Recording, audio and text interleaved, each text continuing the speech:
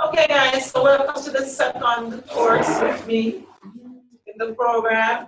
As you're saying, at least you can see my face now, what I look like.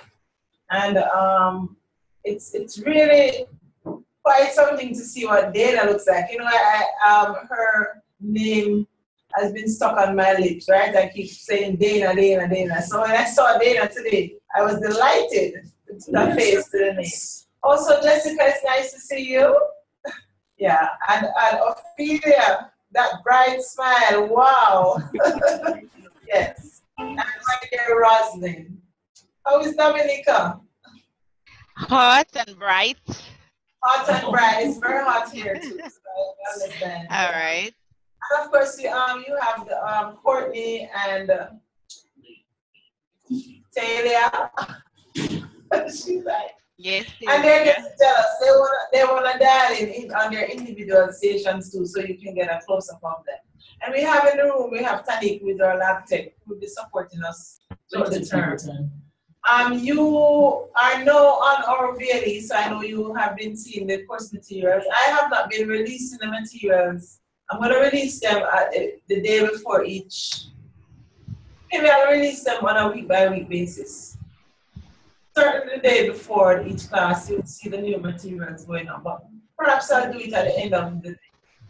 At the end of today, I'll release the readings for next class, and we'll do it like that. This particular class is about assessment. So last term, the class you did with me focused on teaching in a network environment. And it was more like a lab-based class. So it was more practical than this one is going to be. Hence, you're not required, like the students who are here, like Taylor and Courtney normally would have been in a lab if we required use of a computer throughout. I am also realizing though, because of the medium that we're using, that you will also need to have even a tablet with you. Or if you don't want to do that, you'll have to print the readings from the site and then bring it. And that's not that's not going to work well all the time. I would prefer if you had even a tablet with you. There's going to be times when you'll be doing online forum, discussion forum activities. I may ask you to do some activities online, check, you know, I may have to send you files and so on. So I'm recommending Taylor and Courtney that next class you bring a laptop. Do we have laptops that we enough to share for the students to have their own? Yeah. You could check. So for today, you could just bring a laptop for each of them to use. And then they will bring their own beginning on Thursday. Okay, so let me just start by asking you, just how have you been progressing in the program? It has nothing to do with the course, but I feel like I need to catch up with you in terms of Jessica, Dana, Ophelia, Roslyn, Taylor, and Courtney. Tell me about the program, how you've been progressing. Go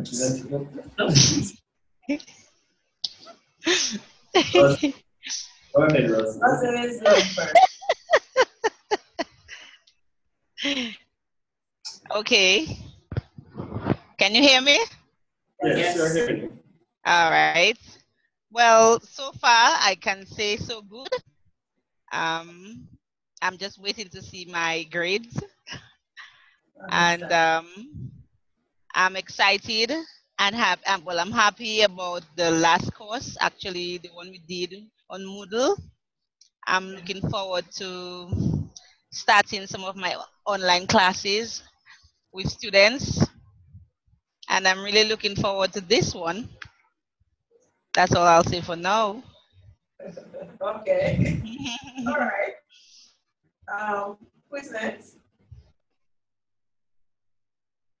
You can see the mute and unmute, so just jump in. Let us just act normally. The only students that are going to be concerned and able to talk without muting and unmuting will be Courtney and Talia. Everyone else, you have to mute or unmute. Jessica is up.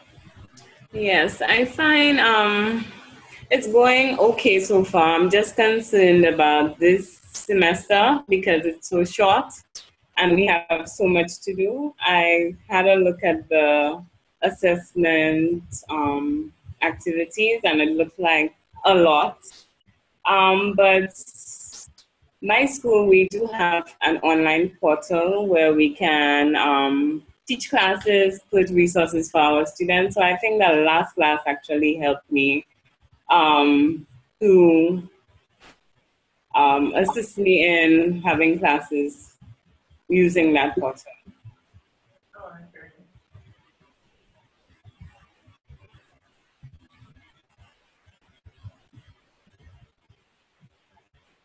Okay, what's up next?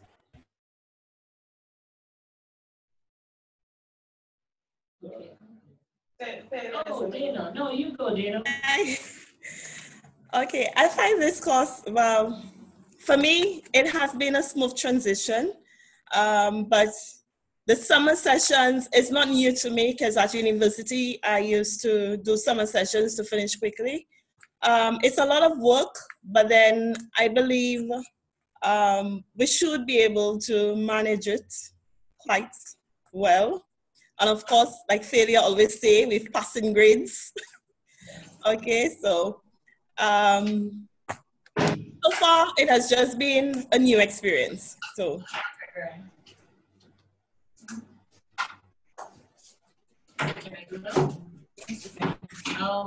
Hi, everybody.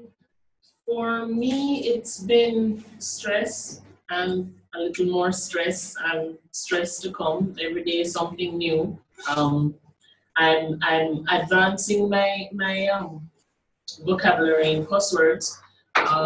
Administration of anything is always a challenge, more so when you're on the outside looking in, you want the results immediately. But overall, not bad. I like learning the new things and trying to apply it to what I'm teaching, and I'm looking forward to when school resumes in September, my day job, to apply some of these things to the fresh new students that will be victims. I mean beneficiaries of these skills. And You met victims. Come on. I'm getting a flashback from that end.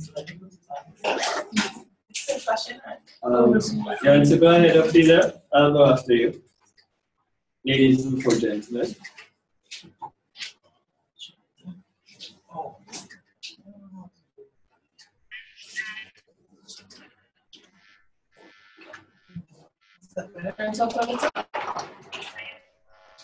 We're not turning your so clearly, Ophelia.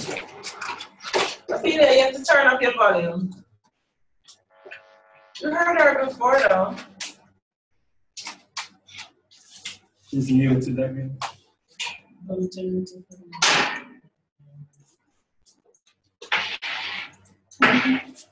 You have to unmute and then turn your volume up.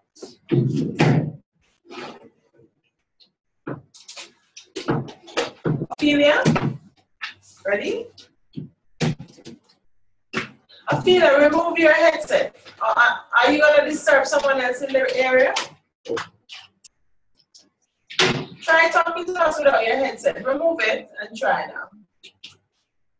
You have to unmute. Okay. Right, that's much better. Yeah. Are you disturbing? I was saying I'm shy. You're disturbing?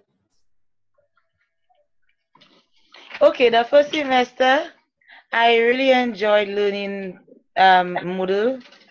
It was very new to me, and I'm hoping I am very excited, and is very excited about using it in September. And this semester, like I saw, there's so much to cover in a short space of time. So I am hoping that y'all still hear me? Yes, we are. Perfect. Okay, yes. Okay. Yes, so I'm hoping that I will be able to catch up and learn even more. Okay, you'll be fine. Who's next? Okay. It would be B, I guess. So for me, remember to mute your mic. Last semester was good. I mean, we had some amount of glitches with our registration and all of that, but having passed through the worst and we got everything settled. I think the courses were good. Enjoyed both courses, the foundation in education, as well as the whole Moodle experience. And a little scary in my project to share with the rest of my class that almost 1 week before the due date, my entire site was deleted by WWOs. 00 web host. Yes, so I had to go and do just about everything I was doing for the last 3 weeks or more in 1 week. So that was,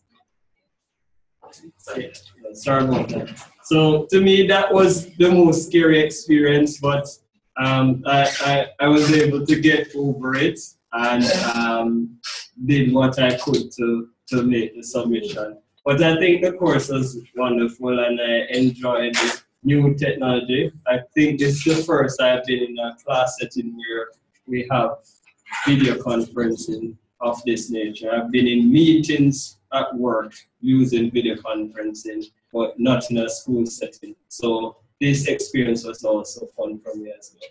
Okay, great. Okay, so I think you're ready to take on the summer. I know summer semesters are never easy because it's a compressed or compact syllabus that you're going to be following. So what you would have covered in 4 weeks, you'll be covering in a week, right? So it makes it a little harder, but I've taken that into consideration. And so the assignments that you have are not, they're doable over the time frame that they have been assigned.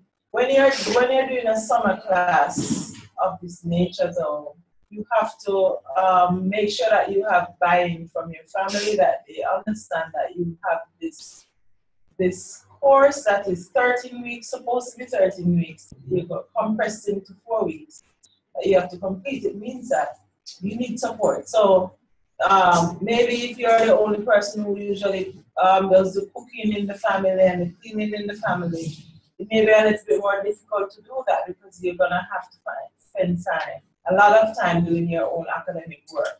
So you have to get your family together, sit them down, talk to them and say, listen, this is only for 4 weeks. I really need you to help me out. I really need you to support me in this way. That's for the females. If it is that you may, in the case of a single man, maybe you would have been preparing your own meals, taking care of your own environment, you may have to find another way. I'm sure the men, Courtney, you can find. Men are usually able to get help more than we can, right? So, Courtney, you can get that girlfriend to come and do the wife. The wife. Oh, you have a wife. That's even more. You know, to see the the wife. All right, so my apologies. So your wife, you'll have to talk to your wife and just tell her that, you know, some of the errands will not get done because you're focusing on this. And it's coming at you really quickly. Even though the semester is 4 weeks, you'll notice that I compressed it into 5 actually. And so I kind of exceeded the 4 weeks. So your final assignment is not due until a little later down in July. So I kind of added on, gave you some time to finish it. I appreciate it. Right. And your examination is going to be just about the same period. So you have some space to get the work done. This course is about assessment, coursework assessment in information technology and computer science as well. And I am going to be taking you on a journey just to let you understand the importance of assessment in the learning environment. I must tell you though, normally you would have done, the other students in the other programs doing the postgraduate diploma would have done the methodology of teaching course first, then they would have done the assessment. This is reversed because of scheduling issues, my own schedule. The only way I would have been able to teach this class is if I delivered it now. If I could not teach in summer too. And so we did a switch between the methodology course and this course.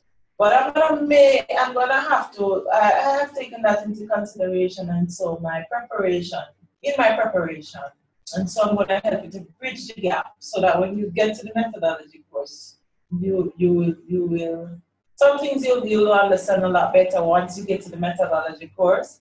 But I'm gonna have to touch on some of the content from there in order to get you to understand what's prudent in this course. All right. But you'll see it unfolding as you go along. And what is good is that you're all teachers. I think it's only one person that's not teaching, that's important. And you've taught before, right? Yeah. Well, I teach every Sunday, but not Sunday school. Sunday school. I'm a teacher. Right. So you're a teacher, right? So you're all teachers. Let me say that. Right. Sunday school is still teaching. Sometimes it's harder than the regular one, right? Okay. So you will be able to relate. I'll pull on those experiences from your teaching, and that will help you to grasp the content from the course. So let me start out by going through the course outline. Do you have your? I'm going to share screen now, so you won't be seeing. Well, you'll be seeing me, but I won't be seeing. All right. So I'm going to share my screen, and let me start out with the course outline. Oh, this is not. This is their syllabus.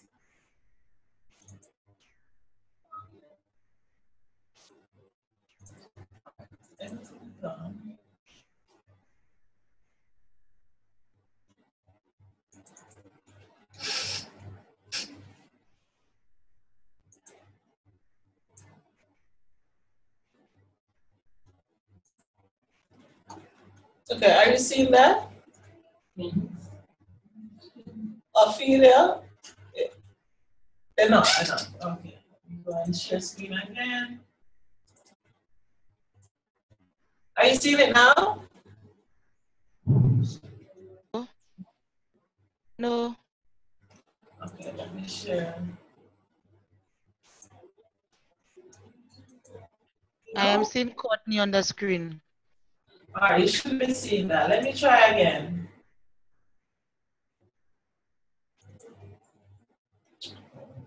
Is it okay? Yeah, you're seeing it now, right? Yes. Should be able to see it. Yes? Yes, I I've can seen. see it now. All right, great. Thank you. All right, so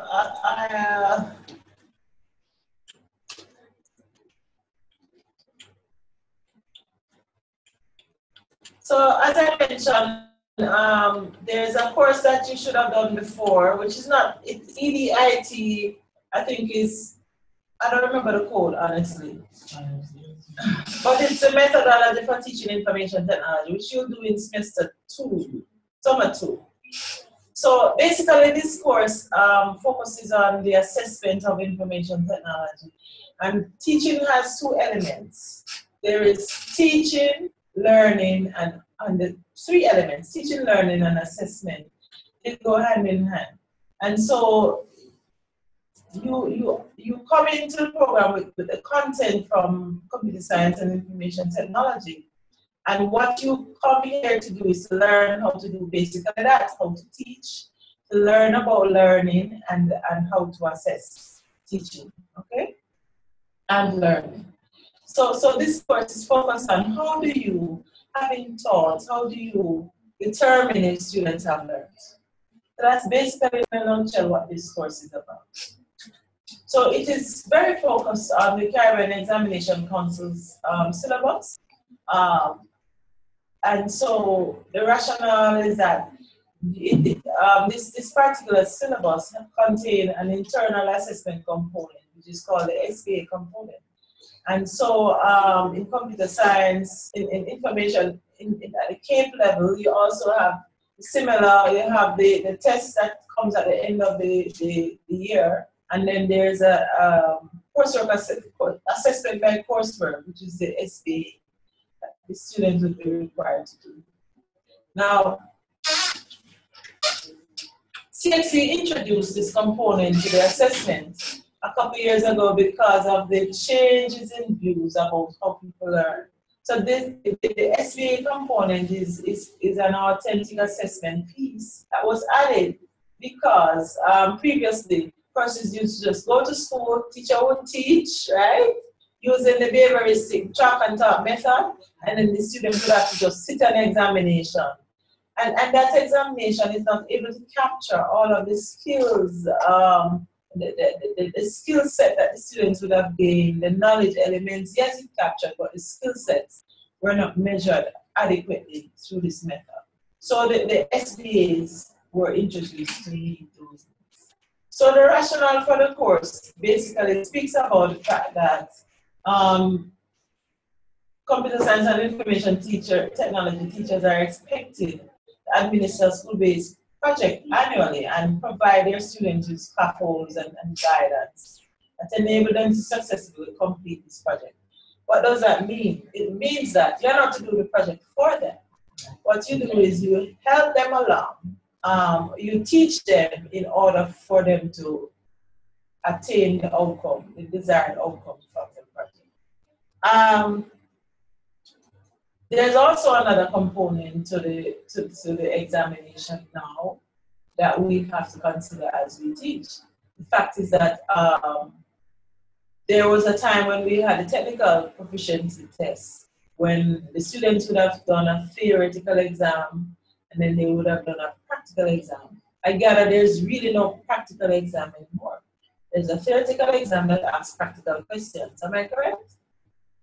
Right. Yeah. Which is a whole new ball game. That's questions of all. Right. So really and truly, we have really gone back to the type of testing that does not require you to demonstrate skills. It is asking you about knowledge. And the skill demonstration has been shifted again to the SBAs. So another thing that we will consider as we are going through this course is the fact that there was a time when CXC would have set the SBA and all the students would have done the same SBA. I gather that the teachers now decide on the SBA. The schools decide on the SBA for the students. So the responsibility is now with the teacher. Now, it means that the responsibility for the assessment of the students really rests in your laps. It's really a responsibility to ensure that you're assessing your students well. Yeah? All right, who am I missing? I'm missing Dana. Is Dana still there? I'm not seeing Dana. I think if you scroll down, you might be able to see. I don't want to miss anybody. Right where your image is. Okay. I'm here. Dana, right? Because I wasn't able to see you, so I guess I have to scroll back and forth. I wish I could reorganize this week so that I wouldn't have to see you two guys. But I guess I would miss. Let me see. Yeah, that's not it works. Click on because right, I'm seeing the guys that are not in the room. That's fine. So basically, on completion of this course, you should be able to explain the relevance.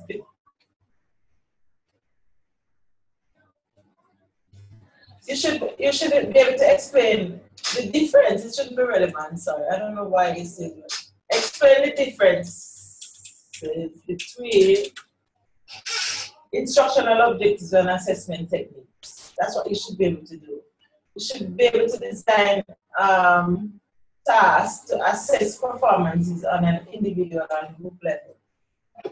You should be able to develop assessment items that focus on assessing product development. You should be able to explain the assessment requirements of CAPE and CSEC syllabi, supervise and assess inquiry-oriented assessment tasks, and develop instruments for grading different types of assessment tasks. So you'll be doing rubrication and all of that. So that's it. The content is aligned to the objective. The excellence actually on this may home to allow you to speak. All right, no problem. It's still in. All right. So the content that will be covered with you explain the relationship between instructional objectives and assessment techniques, which we'll do today. fundamentals of assessing groups and individual performances we'll do on Thursday. Next week, we will do developing performance and product assessment tasks, and as well as assessment requirements for the CSEC and CAPE syllabi. So by next week, we would have covered the first 4 content areas. You see how fast we're going? Right. And then we're going to spend 2 weeks, I think, on the 6th one. Not the 6th, on the 5th one. We're going to spend about 2 weeks on the 5th one. And then we'll do the 6th one in the final week. Right? So the 5th one is going to take us about 2 weeks, so 4 lessons. 4 5-hour classes, and we would have covered that. And then the instruments for grading projects, like rubric sheets and so on, we'll do in the 4th week. And then the course is over. So before you even say amen, it's going to be over, right? Right. So that's it. So you can review that. You say the changes I've just made. You can review that. Any questions for me, Rita? Read what I just read? Any questions?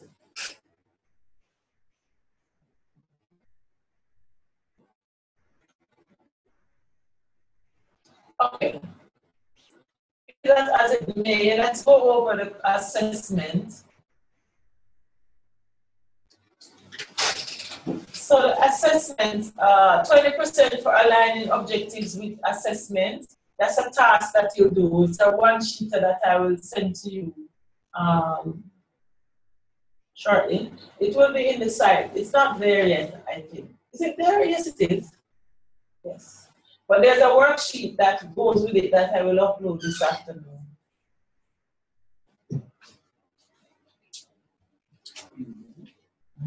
%, also for task development, assessment task development. So what the first assignment is going to require you to, the first assignment, aligning specific objectives with assessment. As I said, because you didn't do the methodology course before, in the next class, I'm going to spend some time teaching you how to write objectives, or to do a lesson plan on how to write objectives, because you need to know how to do that in order to do your assignment. Once that lesson is finished, you're going to do an alignment between the objectives that you develop, and you're going to use the syllabus, the CSEC syllabus, CSEC or CAPE syllabi.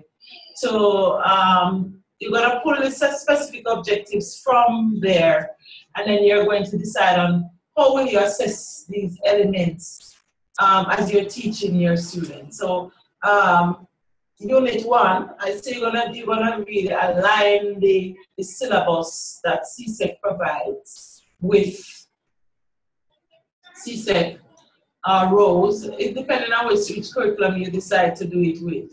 I'm going to present a number of options for you to choose from. So you're going to choose a syllabi, and then you're going to outline the specific objectives, and then you will decide, all right, for this specific objective, what kind of assessment will I use? And you'll identify the assessment. So that's the first assignment, very, very mundane, very simple. It's just a simple, so I'm taking you through a process that's all connected. The next piece of assessment, that's the assessment task development. Actually, let us say you decided that for a specific objective 1, which is students should be able to identify the parts of a computer. Let's say that's what it is, right? You're going to decide how is it that you're going to assess if they know what are the parts of a computer. You may decide that, you may have written in on your alignment sheet that for that you're going to have them develop a short instructional film, let us say, right? So what you'll have to do is, what instructions would you give the students to make sure that they develop this film and that it means that it demonstrates what you want it to demonstrate, right? So it is, or let us say you decide for that you're going to do a simple multiple choice test. You actually have to develop the test with the items in it to show, right? You understand? So you're developing. So one assignment is just like a table that you're preparing. The next one is the actual production of the assessment pieces. So if you're going to be doing a portfolio assignment, you have to write up the assignment and you have to develop a sample that shows, all right, this is what the assignment should look like when it's finished, right? And so that's what it is. And the final piece would be the grading and score grading and score analysis exercise. So on one hand, that assignment, the weighting is heavier because you're gonna have to develop, let us say, if it is that you ask them to develop a video or to develop a program or to develop a budget. Let us say if it is an Excel exercise and you want them to develop a budget using 3 formulas, right? You need to set up your rubric to show when you get the work from the students, how you're going to mark it, how you're going to weight each elements of the task, right? What is going to be the top score? What students have to do to achieve it, right? What's going to be the bottom score? What do they have to not do to achieve it, right? So that's what it is. So it's really what you have been doing in your teaching and learning activities on your jobs. It's just that you're putting it down on paper now and it has to be linked to information technology or computer science.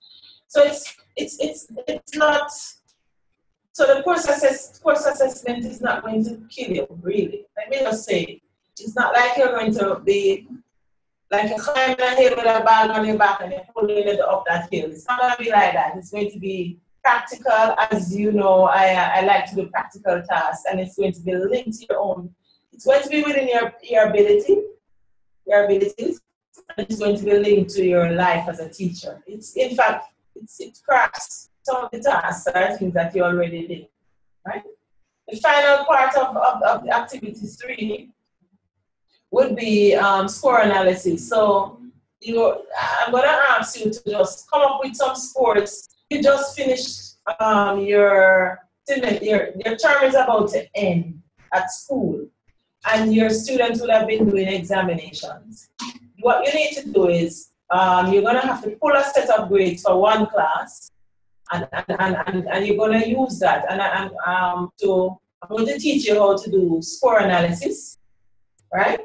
And then you're going to use those grades that you have, authentic grades that are actually for students. So I'm going to help you to assess it to say, okay, where are my students at the end of the year? Did I achieve my objective based on their performance on these tasks?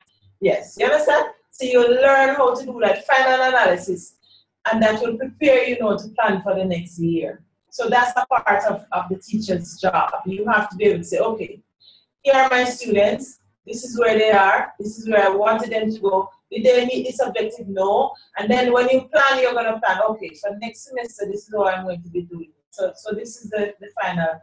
So the score analysis exercise will help you to understand how many students fall within the median of the range of scores that you are supposed to achieve. How many students fell at the upper end? How many students fell at the lower end? And so on, right? Yes, Courtney. Courtney had a question. Yes, so but in terms of the analysis of the scores, that should work well in my favor in a sense that that's kind of something I'm accustomed to in terms of analysis and so on.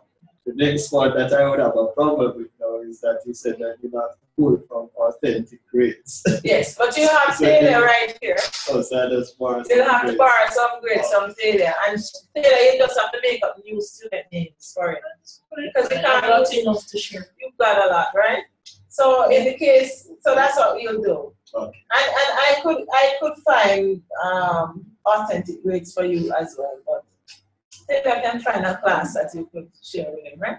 Easily. Right. So that's what it is. So I am going to bring a set of scores that I will use to teach you, because apart from this first class, all the other classes are going to be very active with you doing stuff, working in groups, working in pairs, going on the internet to find stuff, coming back, reading files, coming back, discussing it.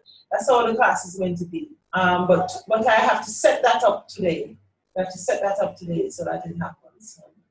So, and in fact, I will start that interactivity after the break. As I spoke about break, the class is 5 hours long. It means that we break at 5 o'clock. No, not 5. Midway is what? So we do 2 hours, then break. 2 hours. No, we do an hour and a half, and then we break, and then we do another hour and a half, and then we break. How would that work now? That works fine. So we're now on the first. We started at 3 though, so we last an hour. So we're working with 4 hours.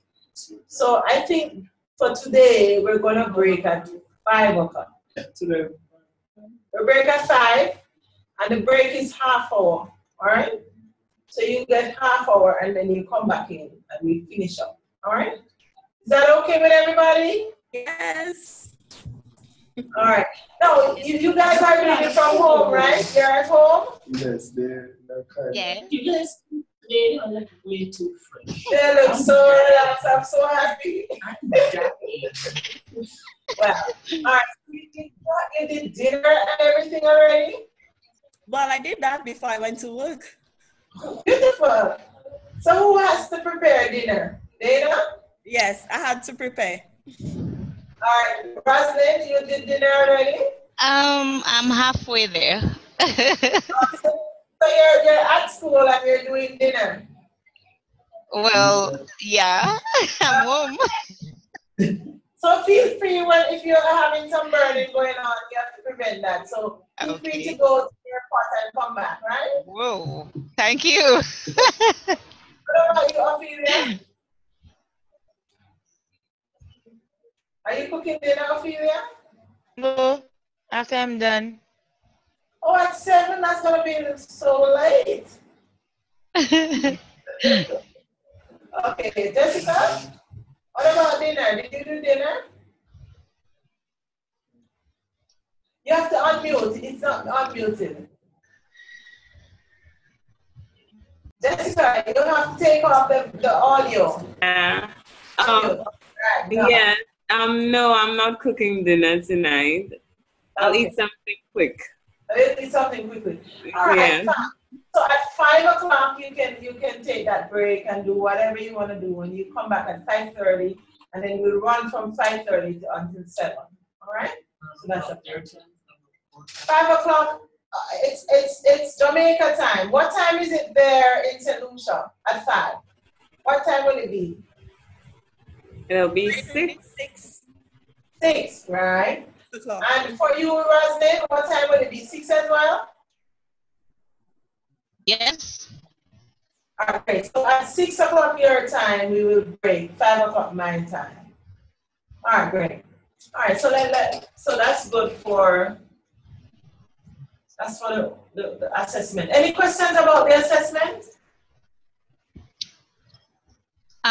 Miss, I have a question. Sure. Yes, for the score analysis, it has to be IT students. Could it be any other?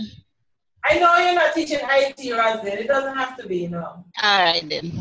Yeah, I know each of you now. I know what your challenges are. Yeah, I know. Yeah. Okay. All right. All right. So I actually need about 3 minutes to just to catch my breath, and then I'll come back. I'm going to do a presentation for you to launch the class.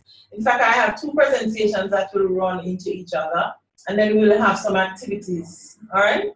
So actually, before I do the presentation, I think I want you to read. Do you have access to the reading 1, the 5 dimensions of learning? Yes, I do. All right, so at this point, I'm going to give you about 10 minutes to read it. And I'm going to ask you to communicate with each other. I'm going to set up a forum for you to have a discussion about the reading. But just bring up the reading, start the reading. By the time you finish doing the 10 minutes of reading, the forum will be available, all right?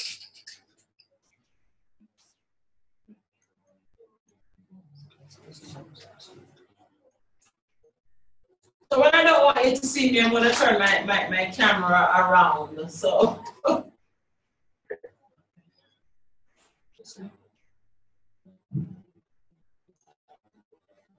Well, I could just say my camera.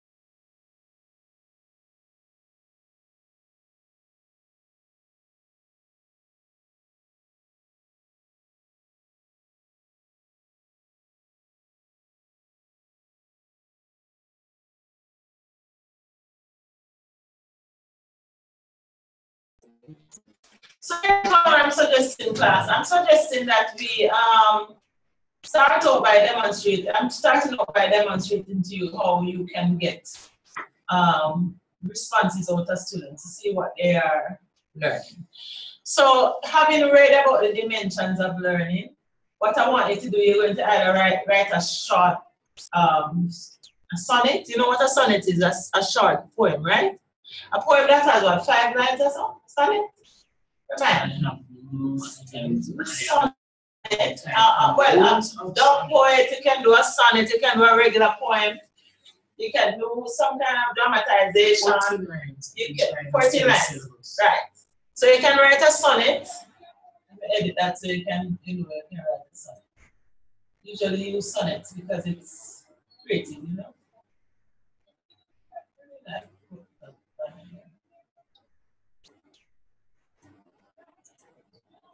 All right, so let us decide what you're gonna be doing. What else would you want to use to demonstrate this? Outside of doing a PowerPoint presentation or speaking and discussing, what else? What other creative expression could you use? Focus groups. No. That's still discussion. So dog poets, sonnet. What else? I'm not hearing from you guys. I'm not hearing from my solutions and from Roslyn, from Dominica. I need to hear from you. What else would you like to, what are you gonna use? So I'm suggesting a dog poet, a poem, a sonnet. Are you talking about presenting the 5 dimensions? You're honest, like you read about the 5 dimensions, but I'm sure you've seen it playing out itself in your school environment over the last, how many years you've been teaching. So let us say when it speaks to acquiring and integrating knowledge, can you find an example of things that you've done in your teaching life that ensure that this happened? And just pick up on things within the school environment, your experience in the school, teaching and learning that exemplifies that, or that shows that it is either happening or not happening. Is it clear? Okay, how about giving them a practical to do? No. Well, We're not talking about students now. Oh. I am asking you to use your creative juices. That's all I'm asking you to do. So having read this piece, you're going to use your creative juices to present to me, to demonstrate what you understand from what you read. Right? So it is basically summarizing your understanding of what was read. What are the 5 dimensions of learning? So you can either do it through a poem, write a poem that is going to demonstrate to me your understanding of the 5 dimensions. It can be through a sonnet, which is a poem that has 14 lines. And each line is how many words? 14. 14 lines. How many words in a sentence? I think there's a limit to it. 14 lines, each line has 10 syllables. 10 syllables, right. 14 lines, 10 syllables. That's 10 syllables.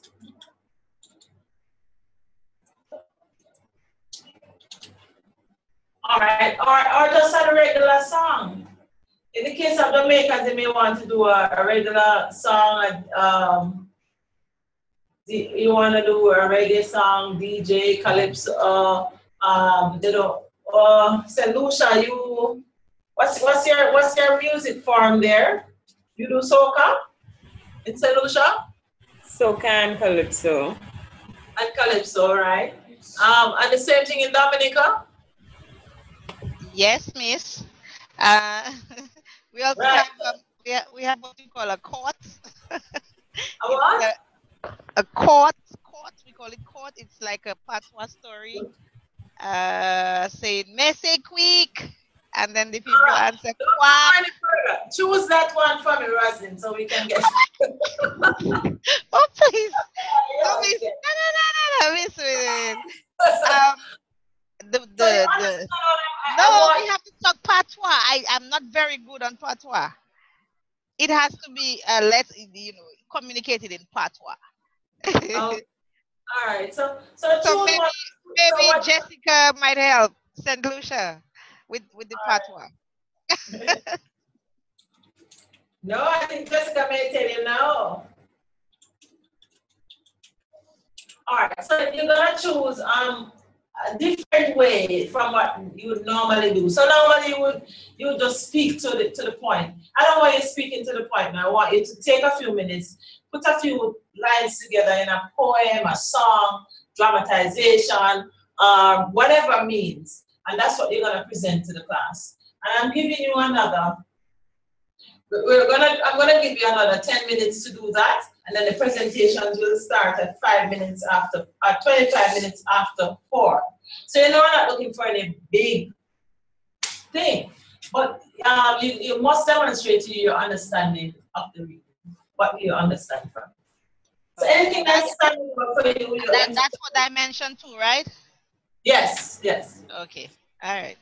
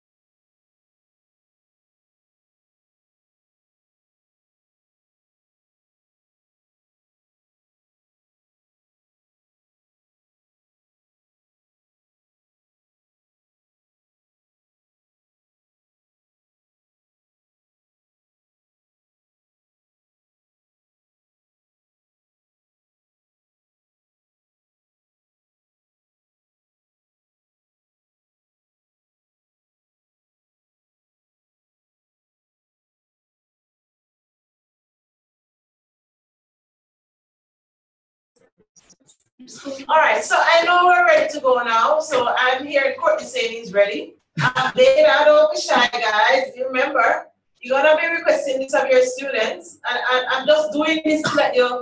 There's a reason why I'm doing it. You figure it out later on. I'll share. Okay. So let's just take it on and do it. Let's be students. You're gonna be students now. You're putting yourselves in the place of your own students. All right. There you go. So you're up. So when you go first, the pressures go on quickly. For my friends in the other side of the world, or Caribbean, I'm using some patois, so I hope you'll understand some of my language. I'm doing the point. So there are 5 dimensions of learning. Mr. 5 dimensions of learning. The first one is to have a positive attitude, perception towards learning. Students with a positive attitude will learn what you are teach them. Mr. Learn where you are teach them. The next, with a positive attitude, they must acquire and integrate knowledge. Use what they know to relate to what they learn. Mr. Use what they know to relate to what they learn.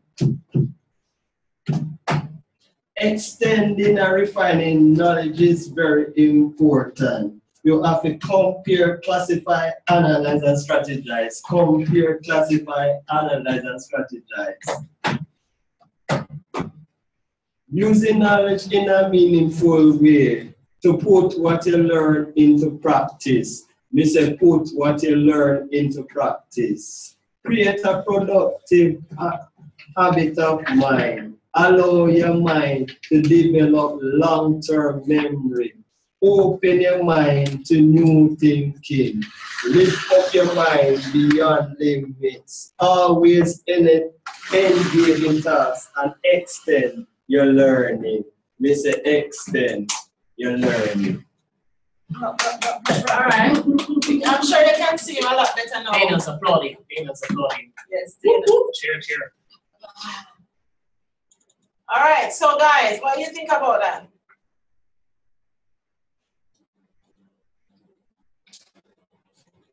It's good, but mine is similar. It was good. Ophelia, let me guide this now. I thought, Miss, Yes. I thought we were supposed to focus on dimension 2. He focused on everything, which is quite fine. Yeah, it's everything that you have to focus on, but you can, if you choose just dimension 2, that's fine. Okay. Well, I made a little song, a short, very short song. Go ahead. Can you sing? Okay, forgive me if I forget the tune, okay? Yeah. Okay, it goes like this. Children, children, they say I am here to tell you, knowledge is power, so you should never, never despise it. What you already know, you should seek to develop it and build on it, build on it, build on it, and never, never forget it, build on it. Good job. Right. Next person. Oh God! How was it? It's just a piece of my song. It's not complete yet. It's good. All right. You want to finish it, Ophelia? Yeah, well, it only relates to dimension 2. You know. All right. So who's up next? I see Jessica is up. Yeah. Jessica, you're on.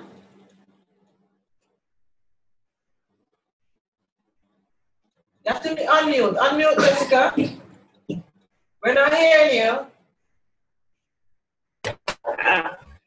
Right. Go ahead now. Okay.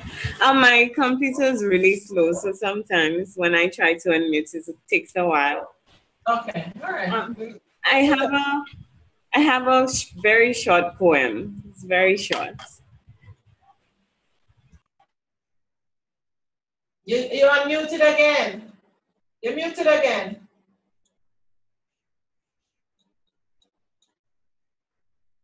Right.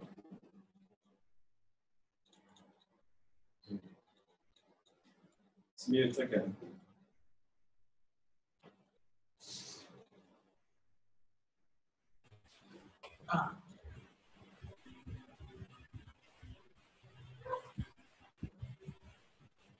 Okay, you can hear me? Yes. Gone again. She's having a little problem there. You're clicking too fast, man. Just take your own time and click.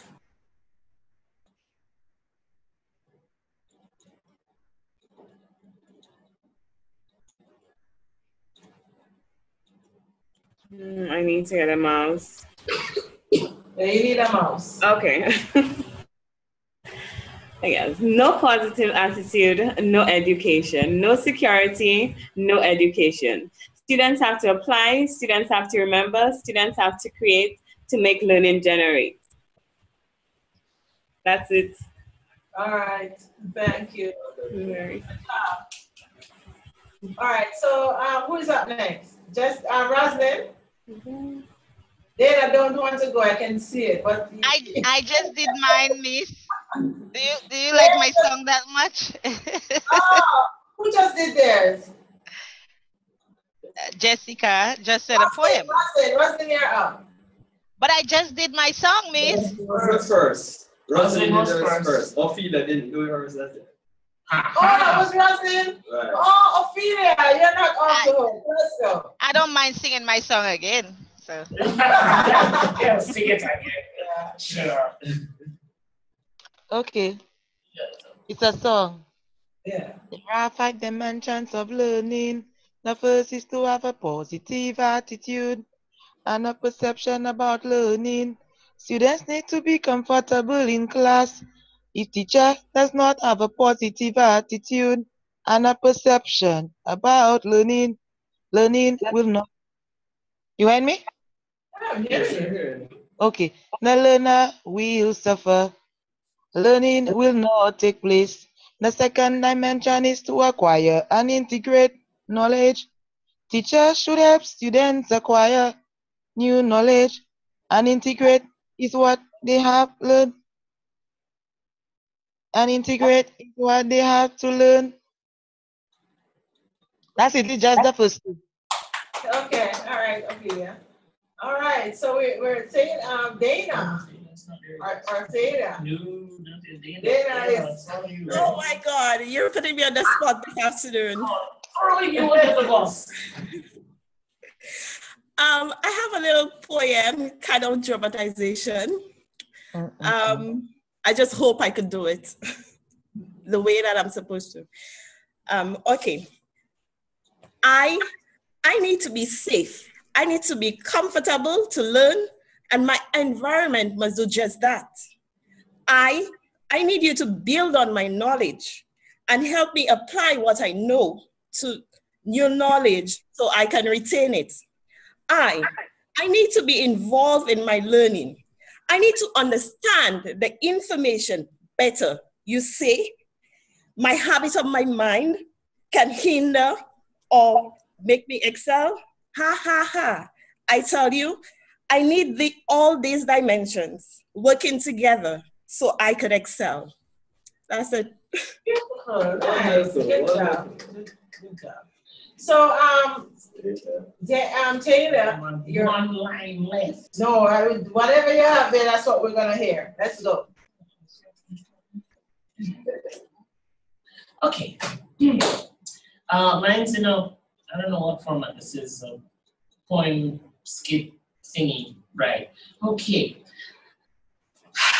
A class of kiddies, merry and gay, want to learn, not just to play.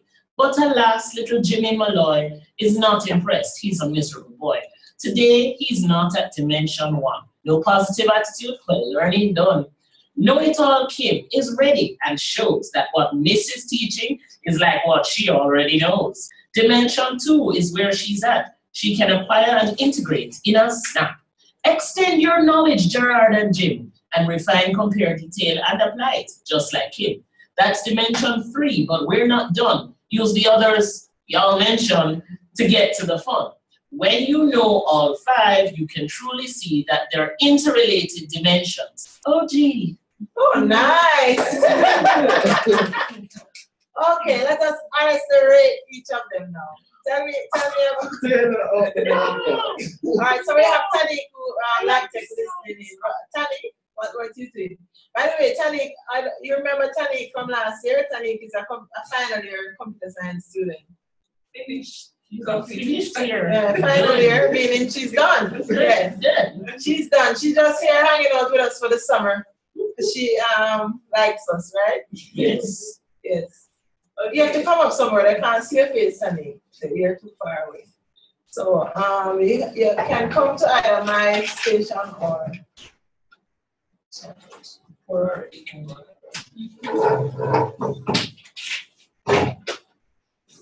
all right, so what you heard all of them and the first verse.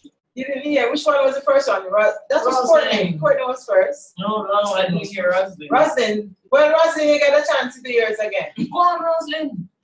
Go on, Roslyn. Who didn't hear my own? Tanik? Yeah, I didn't hear yours. It's just a little piece, all right? Okay. Children, children, they say I am here to tell you, knowledge is power, so you should never, never despise it.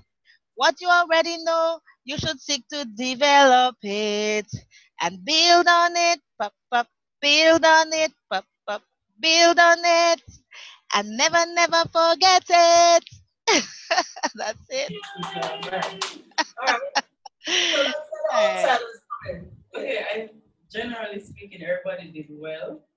But in terms of the 5 components, that's what they're supposed to have. Components, right? Yeah, I heard it in failures and Yeah, I only focused on the second one. Right. You heard it in Taylor's and Courtney. Courtney. No, no. What about Dana's? Yes, Dana did it. Yes, she right did. before Taylor, right? Yeah. Yes, I heard it from Dana too. I liked there was I like Dana's dramatization. Yes. I like that Roslyn did hers in a song, which was different, and Ophelia that was a poem. It was short and straight to the point. That was good. And Courtney, yours was good as well. What about Jessica? Jessica did 2, right? I don't remember what she did. Jessica, redo yours. Point 2, yeah. She did the poem, right? On dimension 2. On dimension 2. Yes. She only did one. Yes, it's a very short poem. No positive attitude, no education. No security, no education. Students must remember, students must apply, students must create to make learning generate. Nice. Yeah, that's pretty good. It's just that I wouldn't generalize to say no positive attitude, because you can learn without a positive attitude. Well, that's not what the literature is saying. So she's responding to what's written. Oh, okay. Yeah. All right. So basically, this was an experience that threw you out in the deep. In terms of it's an assessment. I wanted to see what you gathered, what you grasped from the reading, what you would have focused on, and how you made meaning of it. But instead of asking you to say, what did you read, like the traditional way, what did you understand from the reading? I asked you to put it in an art form, which turned it into quite a task. So now what you had to do was to read deeper, right? Right. Yeah. You had to now conceptualize it and turn it into something different.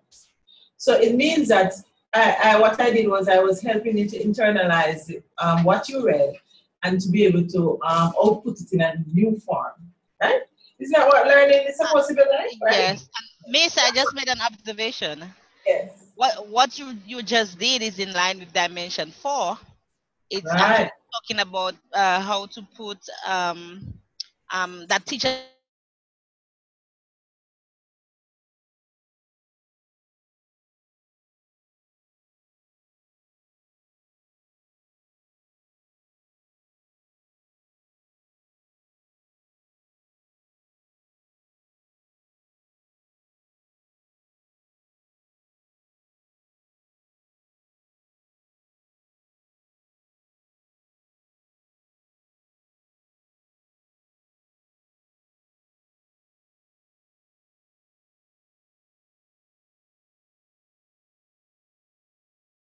Oh, okay.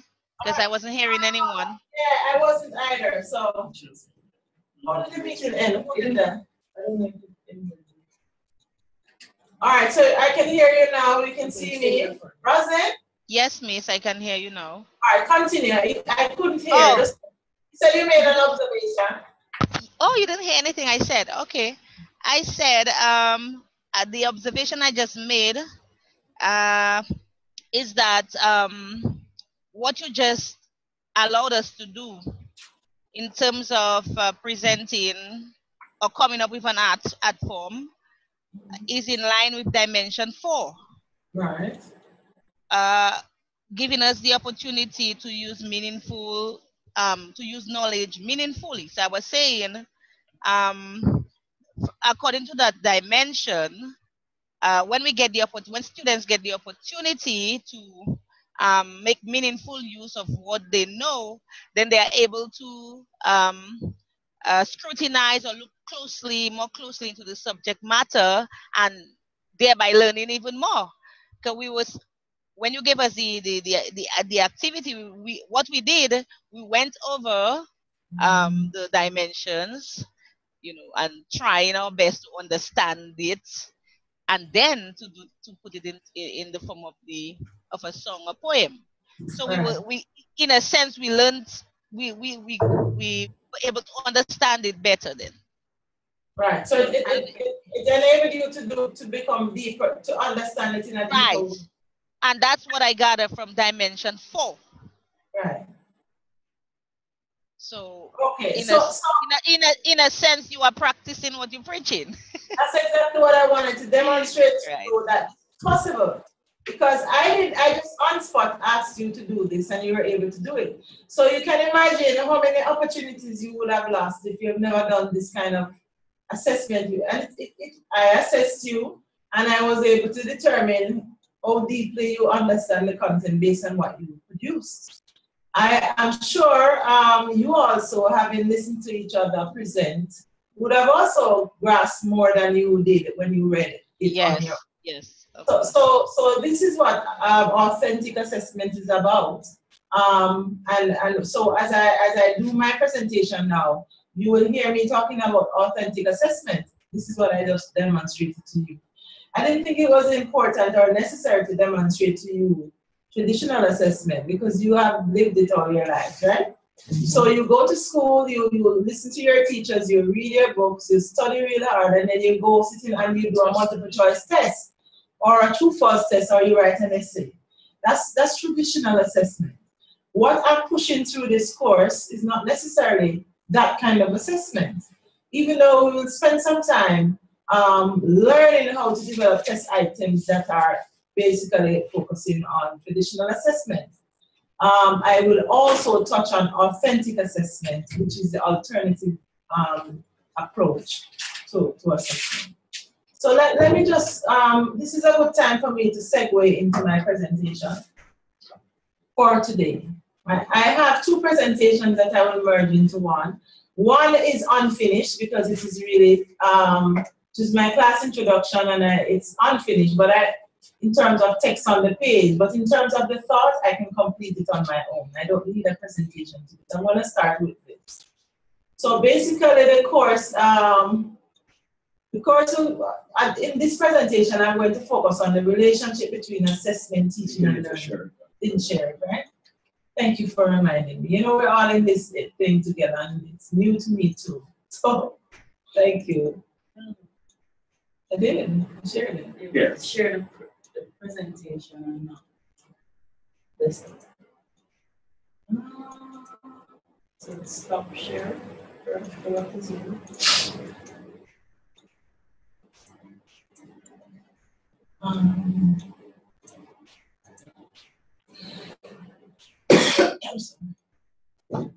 Stop sharing, just then. Share screen and then select the presentation. Share. All right. Okay. See how important it is to have technical help, even for me, right?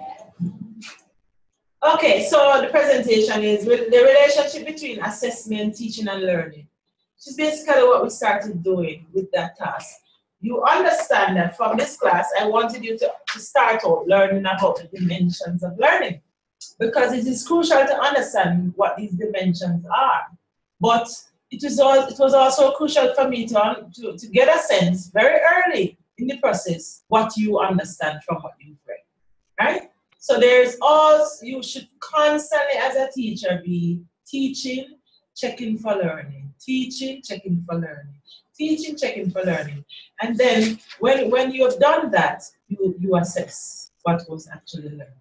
So there are two types of assessment that we will deal with in here. We'll deal with the notion of assessment as a formative process, and the notion of assessment as a summative process. So in the formative process, you constantly assess, you do continuous assessment throughout your lessons, and you're going to look at how are you going to be able to achieve those continuous markers to see if your students are achieving what you intend them to achieve.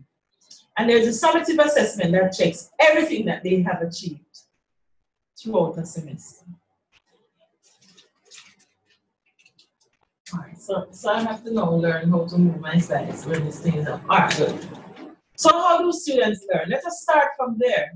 According to Shepard, when they construct their own knowledge and develop their own cognitive maps of interconnections among facts and concepts, real learning, this is when they learn.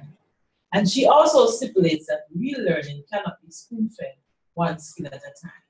Now, this is ironic because our school system seems to be very ignorant of this fact. The fact of the matter is, the schools that you're going to be employed in the case of Courtney and Tani, the schools that you work in the case of the rest of the class, they expect you to use creative means to teach your students. But when it comes to assessment, you're boxed in. So there is that standardized test that you must prepare the students to sit. CFC is a standardized test. And so there's a disconnect. There are disconnections between the way you're expected to teach, the things they're expected to do to get students to learn, and the way the society checks to see if you were successful. So the curriculum is requiring you to use authentic methods. They talk about student-centeredness, all those various things. They talk about constructivist approaches to teaching and learning, constructionism, all those nice phrases, information processing strategies, and so on. You are taught in the methodology courses. But when it comes to assessment, it's just a high-stakes test that your students prepare for. So that is why you have to be able to see your role as examiners or assessors and teachers. You have to see yourself doing not only summative assessment, but formative assessment. So the formative assessment we are recommending, I am recommending that you use your authentic methods to do that, just like I did today. It's because you want to engage students. The purpose of the assessment is to find out what they're learning, yes, but it's to get them, to keep them engaged in the process of learning. So the formative will enable them to remain engaged in the process of learning. The summative assessment will meet the needs of your masters. Your masters want to see test scores that are high. So you have to try to find a way to bridge that gap.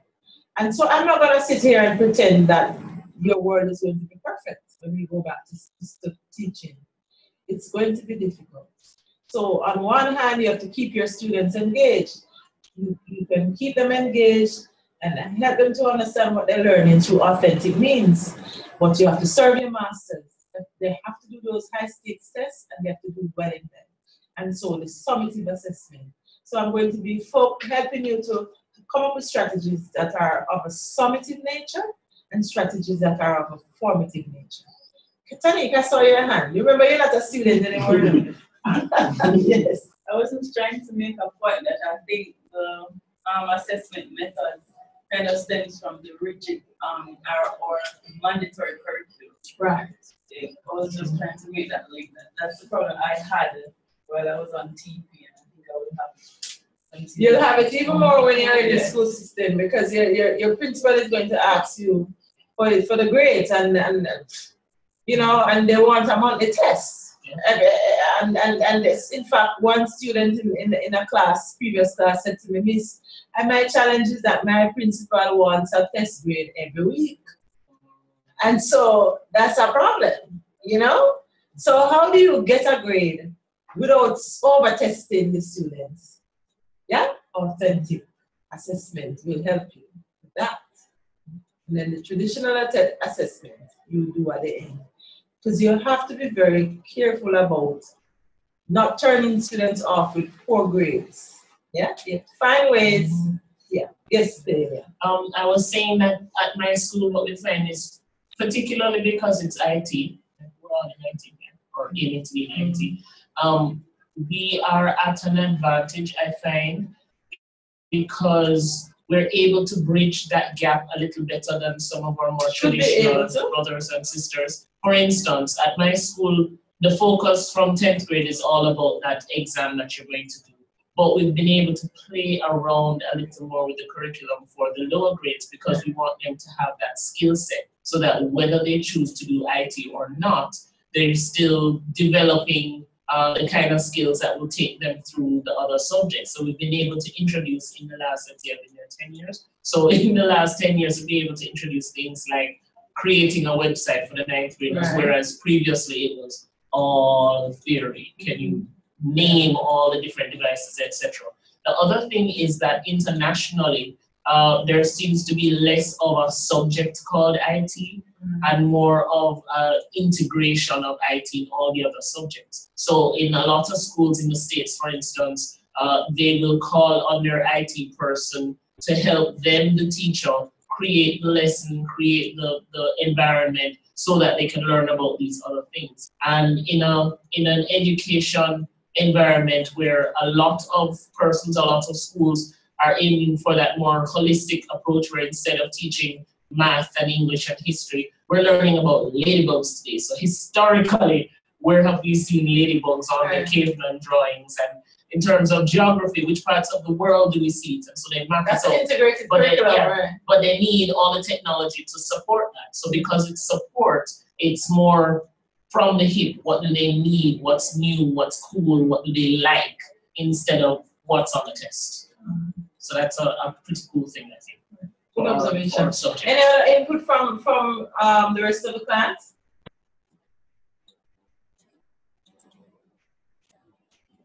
So, Ophelia?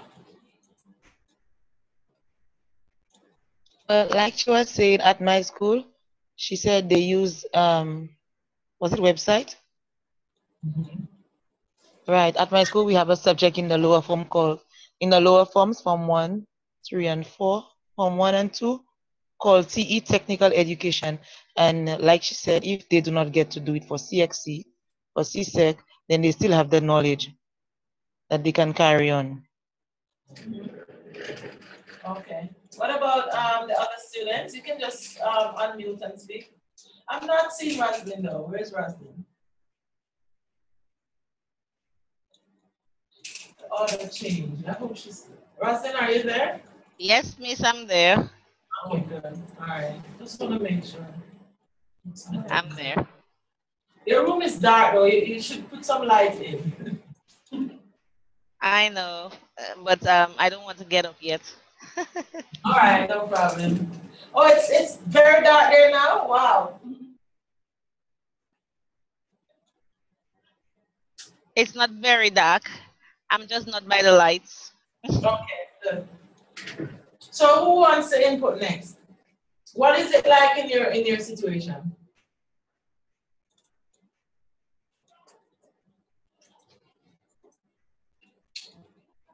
Well, for me, I'm not in the classroom, but from the observation of people in classes and even what I noticed happening there, particularly, although we are focused on the secondary education here, but generally teaching at the primary school level, realize that most of the course are set around the students passing the test.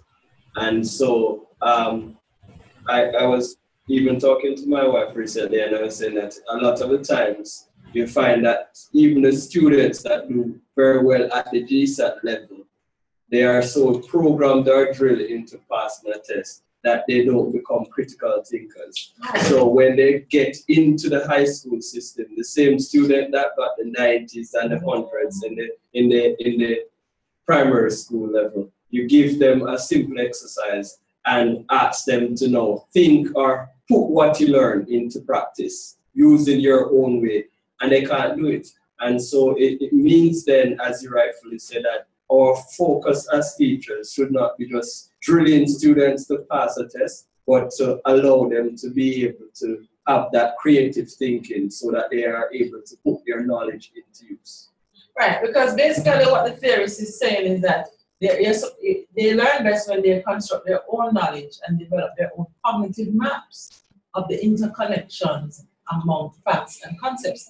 So the goal our goal is to teach them how to use Excel to solve a problem, or to use Pascal programming to develop a solution to a problem.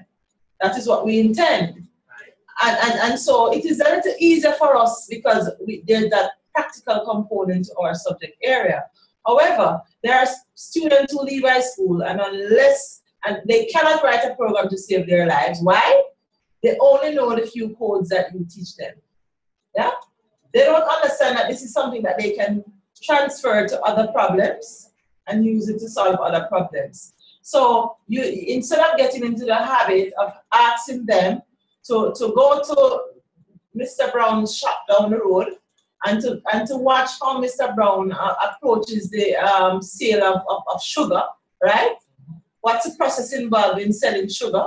How could you what kind of software could you develop to help Mr. Brown to be more efficient in the weighing of sugar? Or so, yeah? Instead of doing that, you give all the students in the class one problem and you dictate. That's the worst part. You dictate to them step by step what to do next to develop this into a program.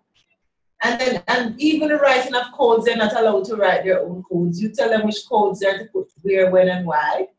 And then you expect them to leave school and to be able to program. They can't. Because you did not empower them to think about a problem and to apply these codes to the problem. So I think more and more we're doing less and less of that in our field. But that's something that that's an observation. We're trying to change that, but we're not quite there. So the view of learning about learning as construction of knowledge, people constructing their own knowledge, calls for an active, constructive approach to learning in which the whole is greater than the sum parts, right? So the ability of that student to write a program when they're finished with school. You know how many students come here? And you can relate to that. I'm talking about UWI. Come to UWI after leaving high school. And when they go down to computer science to learn how to do programming, or to continue to develop their programming skills, because that's really what we intend. They are learning now how to program instead of continuing to develop their programming skills. There's a difference. The mathematical foundations are absent. So that has to be taught, yeah. The ability to write codes are absent, so that has to be taught, and you know, so those students end up being frustrated, end up falling by the wayside, and they change majors and do a lot of things to survive, because you know ultimately they want a degree. The fact of the matter is, if we do our jobs well at the high school level, if you do your jobs well at the high school level, it'll make our citizens more empowered in terms of becoming information technologists and contributing better to the society. Can I tell you that you all have a responsibility to our nations, right, the region in general, to develop citizens that are able to produce, not just become consumers, but producers of goods and services, right? The ability to develop a software and to be able to market it to the world. We just have not seen that in the Caribbean because of the way we teach, right? And furthermore, we are really, really in trouble because we have not assessed in a way that even promote that kind of teaching. You understand what I'm saying? So the connections there are a lot of gaps. That interconnectedness between the cognitive math, interconnected, that ability to create these maps, these ways of knowing and doing things that are connected to the skills and facts of the subject area. We just have failed miserably at making those connections. So this course and the one that you'll do next semester, that's our goal, to get you to understand that. You lost somebody? Did I? No, I think Rosalind is in the darkness here. And you're looking for Ophelia. She's there. But because when we restarted, somehow the screens got shifted. Yeah, they got shifted. So I have to constantly shift it. But I know she's there because, right. So basically, in the view that knowledge has to be constructed, it's evident that the instructional methods that are employed in the field of information technology, where the instructional focus is on problem solving and reasoning. So we already are a little bit ahead of our counterparts in that we focus on getting students, or you should be focusing when you're teaching on getting students to solve real world problems, right? That is why in your teaching in network environment class, in that class, networking education class, that was the name of your course, right? Networking education. Yes. You know that you notice it was the traditional network class. Traditional network class. If you had gone when you went to your computer science programs, you would have been taught about cabling and wiring and location of hubs and stacks and patches and so on. Yes, that was there theoretically, but we focused, and we never said to you, here is a virtual learning environment, use it. It was more focused on building the thing and flying it when you finish. So you build the plane, and you fly it when you finish. So you built your virtual environment and you taught in it. So in that sense, I'm not surprised when you all gave your earlier testimonies and said, I really enjoyed that course because. And the reason why you were able to enjoy and appreciate it because you actually came out of it with some useful tools. You understand? So put yourselves in the place of your students. When they leave your class, ask yourself, what do they leave with? Apart from knowing the pages of textbooks, what else do they leave with? So all the time you should be asking yourself that question. Are my students leaving with skills or just knowledge? Are they leaving with all the dimensions, having experienced the 5 dimensions of learning? Have you been providing them with opportunities to experience all those dimensions of learning? So that's a question that I want you to ponder. No, Lady Tani, I can't seem to move my slides. Okay. So what really is the link between learning and assessment? And how do we get there? So if the approach to learning information technology is holistic, then it seems prudent for assessment to be done in such a way that holistic information is gleaned from it rather than bits of information. So you know, I just sit down and type this recently. See the errors, right? Ignore them, they won't be there when you get it. Right? So rather than bits of information. So when you do, let us say, a multiple choice test, you're really not testing a whole unit. You're not testing if the student can write a program from start to finish with a multiple choice test. How could you do that? You couldn't. For you to know if the student can write a program from start to finish, what kind of test would you have to give them? Well, I'm calling it a summative test tend to be the multiple choice, true, false, Forget about summative and formative. What kind of activity would you engage your students in if you want them to be able to demonstrate how to write a simple program from start to finish? In a practical session? Well, you could do a practical session, but Practical session, say more about that for me. What do you mean by a practical session? You want them to demonstrate their ability to write a program, a simple program from start to finish. What kind of assessment task would you use to do that?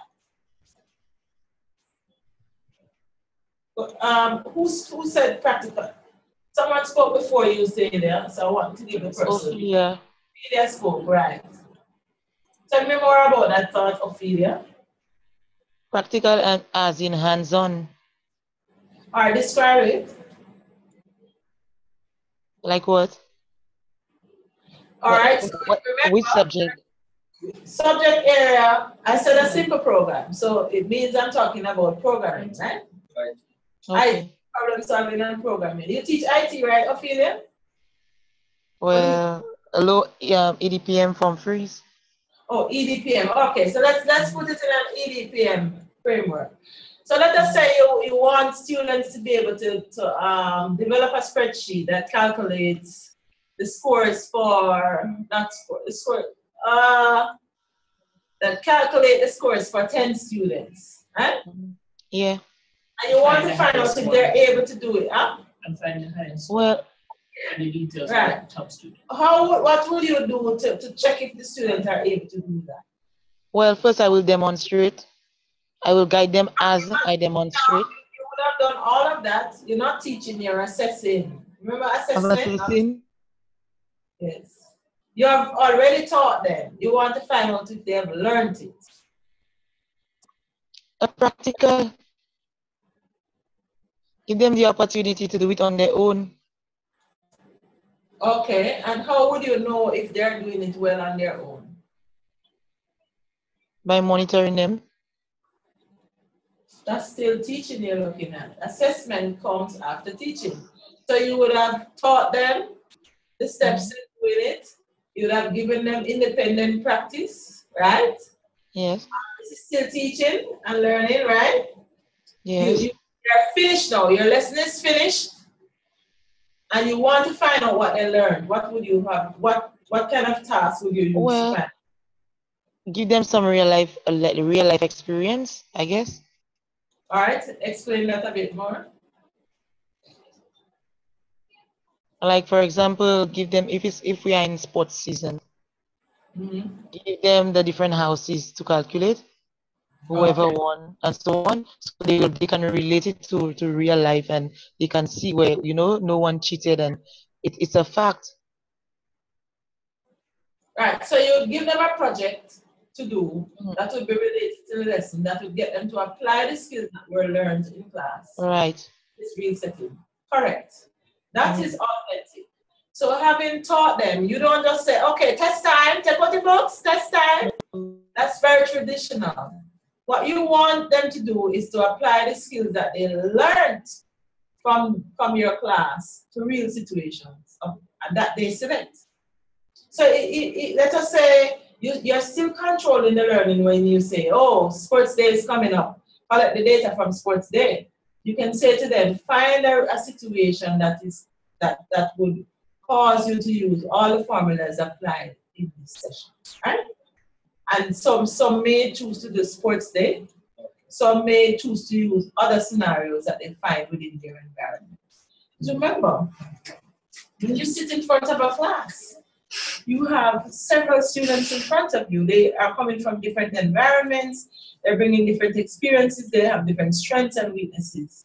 So you want to get them to use their own strengths, to recognize their strengths, their weaknesses, and to use their own experiences to demonstrate learning. Remember, the real world is one thing. Well, how we teach is another, right? So if students are to learn how to use the tools of information technology to solve real problems, we should assess them. We should assess their problem-solving skills by other means than conventional tests, like true, false, short answer matching, multiple choice, and so on, in which they choose among alternative prescriptive answers. So don't give them the answer and ask them to choose from it, or ask them to come up with answers to questions that you pose. Have them go out and apply what they have learned to real situations. And then when they bring the solutions to you, then you can tell if they really have learned, right? So in a way, the SBA from CSEC is really, and Kate, that's what it's doing, it's supposed to do, right? Even though some teachers now have turned it into a traditional test. Because what they do is they set a question and then they coach the students to find in the answer, which is really defeating the purpose of the CSEC. All right. So, and you really should not join that happy bunch. No. You should, and that may be because their knowledge of assessment is limited. And it's really hard in a lot because there you are teaching the students that this is what's supposed to be done. They're supposed to use their own knowledge. I'm not supposed to lead you by the hand. And you know what they do? Together with their parents, they go find an extra lesson. Oh yes, and then take them right through it. Will take them by the hand and take them right through it. And then you look at what you get and you say, I never taught you this technique at all in class, and I'm supposed to give you a mark based on what I know is your own work. I cannot give you the marks. Sorry. This, how is it evil? This, what kind of thing this? It really is very tragic. What about your experience, Dana, with the SBAs? Well, I don't teach upper forms IT. I do lower forms. So I don't do SBAs. You don't. But what about, how do you teach, when you teach IT, how do you, let us say you teach a lesson, honestly now, Dana, and you want to check to see if the students have learned. What do you do normally? Well, normally I would either give them, well, we'd call that summative assessment. Some would give practical. You mean traditional, you do a traditional test? Not only traditional, we also give them to do practical, where we give them scenarios, we give them, is it scenarios, yeah? And then they're supposed to, using the knowledge, they're supposed to solve the different problems and show how they will solve it, what methods they are going to use with the information that we've given them already. Basically, it's just like this for the lower forms. But okay. I've not had the experience of teaching upper forms. I'm hoping that when I'm finished with the course that my principal would allow me to teach upper forms. Yes, upper forms. Okay. So. We have Jessica. What Jessica just spoke, right? No, that was Dana. Dana, right. Okay, this is Jessica now. This year we actually had a situation in the school where we had a student, real slacker, really not interested in school. He was in the IT class, and last minute when the SBA was due, he did nothing. Now the principal of the school actually wanted the teacher to not do it for him. Well, he didn't say it in those words, but really guide the student, or he wanted the teacher to basically sit there and tell the student what to do, so that he gets a good grade for the SBA. Whose child was that? Okay, no, you don't need to answer. Yes, but the teacher stood his ground and he decided he wasn't going to do it. But the principal was really upset because the whole objective is so that the school gets a good pass rate. Okay, yeah. So we fall into those traps a lot of times. I mean, I must tell you that I myself am guilty of taking my friends' kids and bringing them to the lab here and have them taking them through the SBA. You know, I have done that. So yes, stay there. You know, or my own kids. My own kids. Yeah, so we get there, you know, but guess what? Guess what? If my child's teacher, if they were using authentic assessment means, I would not have to do that for my kid. You know what I mean? So you have to see yourself as a human being.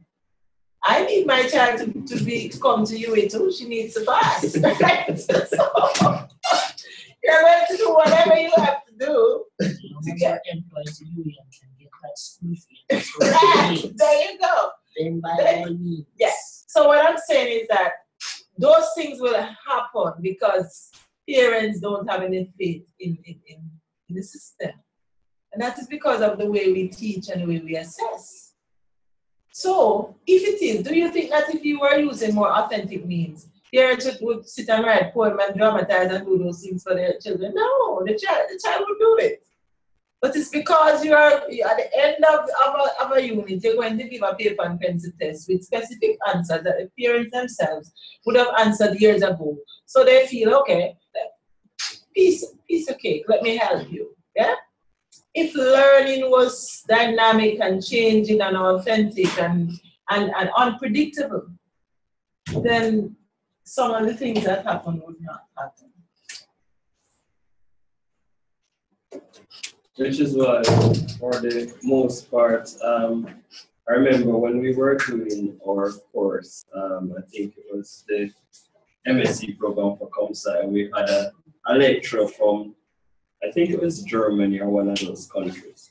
And what they're saying is that, well, first and foremost, he was very surprised when he was asked to give us a written paper test because he's saying that this is not the way they handle things in Germany. It's pretty much usually something of an oral nature. So you call in the students and you pose certain questions to them and then you ask them to explain their answer. So it is no one way of answering it. It gets the student to actually come up with their own way of thinking. So it might be somewhat subjective, but at the same time, you get more out of students than for them to try to remember which theory some person did say. And you have some lecturers or teachers, if you don't quote it exactly as it is word for word, then sometimes they themselves don't want to go outside of the box. I think so they're going to mark it incorrect. But you know, those teachers that you're talking about will be you all in a couple by next year. You have to make a decision. I think, is that next one that's coming up there? No? Is it? What is this right here? That's next one. Is it? Yes. Sorry, I'm just happy to, I just hope it's next one. Who is this? Yes, it is. Yes, it is. Hi, next one. It's gone. He's in the dark. Say hi, next one. Oh. Hi, good to see you. I don't want to see you in the mirror. I want to see your actual face. Screen. Not your screen. Put it on your face. That's you. That's funny. Next one, I don't need to see your screen. I want to see your emoji. All right, so next one is going to join us shortly. All right, so you see, so the conditions under which convention and assessment occurs are often highly controlled. They sacrifice authenticity since they differ markedly from the way in which people apply knowledge in the world outside of school, right? So when, let us look at the information technology environment. Let us say you are doing IT, and since you have more persons who understand the information technology, let's focus on the database, spreadsheet, Word, and so on. Those applications. All right. So when you teach students how to apply formulas to a spreadsheet, or to set up a balance sheet or anything like that in the classroom, why do you do that? Why would you be teaching students how to use Excel to set up a balance sheet, for example? For our 8th graders, when we start exposing them to Excel, what we try to do is mention situations where they would have need to use that particular skill.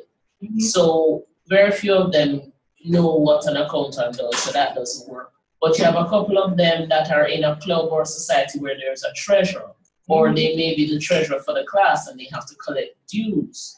Or what I started doing, I started mentioning budgeting, where you have birthday money coming, so what can you spend by Christmas? how many people you plan to spend it on. Right. What's the average amount of money you're going to be able to spend for each person? Or if you have recorded what you spent last year, what you want to do this year.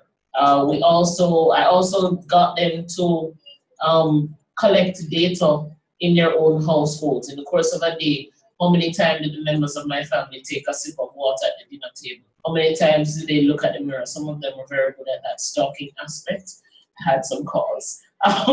But then they were able to use that data and do things like create charts, which really brought it to life for some of them because they're saying, oh, Miss, it plot the graph just like we're learning in math and I did not. And so I had the opportunity to say, yeah. So if you get a math assignment and you plot it, but you're not sure if that's really how it's supposed to look, go ahead and put it in Excel, see what it comes up with, compare what you drew with what they have, and say, oh yeah, there's supposed to be one bar that goes all the way up. That's just like what I have, that sort of thing. So that's how I relate to 8th grade anyway. All right, all right, I understand. But even at the 8th grade, you could, having taught them how to do, let us say, a balance sheet, you can make the connection between banking, right? Yeah, there are, if you do budgeting, you relate to their own experiences. So you may ask them to do the budget for their families as an assignment, right? They have to sit with the whole family and decide and take all the things that they want to purchase or the things that they want to do based on the family's income. Right. And so instead of coming up with these scenarios for the students, allow them to come up with their own scenarios. Your job is to teach them how the application works, not to come up with scenarios. Have them come up with their own scenarios, and that would be a little bit more meaningful to them. Is Dex on here? It's time for the break, by the way. You are so good. We went past 5 o'clock and you're not complaining. Wow. Yes. So you're gonna have a half-hour break now. I would suggest that you come back at, let me see now.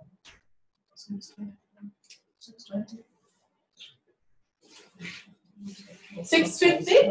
You're saying? You said half hour, sorry. It would be 6:50 for the folks in the other areas of the Caribbean, St. Lucia and Dominica. It would be 5:50 for us here in Jamaica, Western Campus and Mona. Dexter, you can stay on a bit. Let me see if I can help you to catch up. If you're there, speak please. If you're there. Where's Dexter? Where's Dexter? Yes, you can go to Nardo. What's what it's called? Yeah. Alrighty then. Good hot dogs. Yeah.